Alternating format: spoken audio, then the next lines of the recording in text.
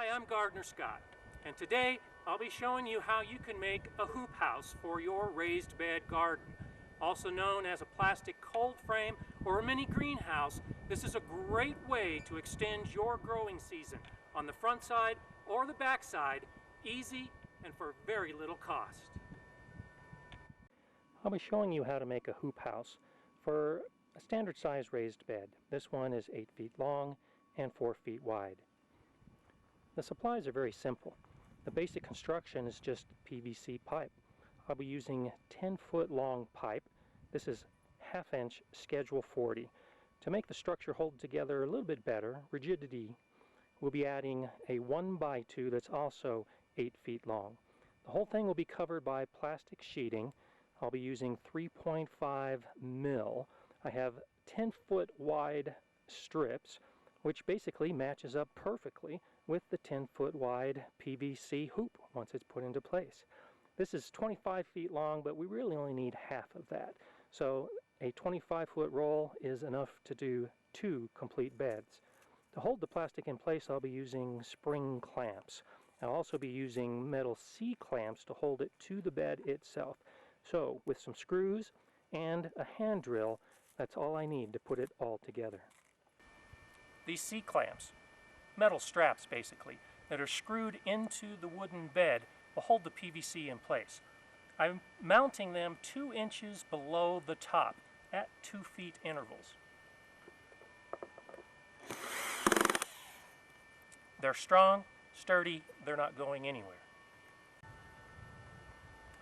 With the metal strap in place, now it's time to insert the PVC pipe. The clamp is a 3/4 inch clamp, and remember, the pipe is 1/2 inch pipe. Remember to get a little larger size with the clamp for easy insertion and also to take it out at the end of the season. Inserting the other end is just as easy. As you bend the pipe down, you might be a little concerned that it's going to snap. Don't worry, it's very flexible. Just guide it into the strap on the opposite end. And your first hoop is complete. The wooden 1x2 is held in place with screws through the PVC and into the wood.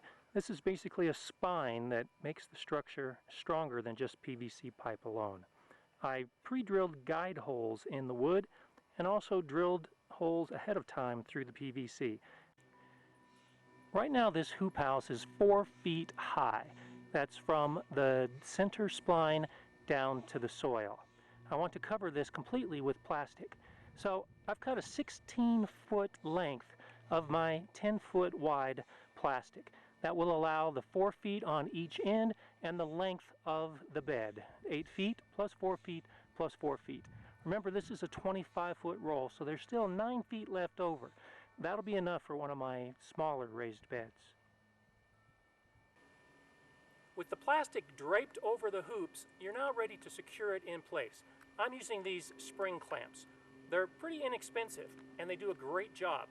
They're strong and they'll hold the plastic.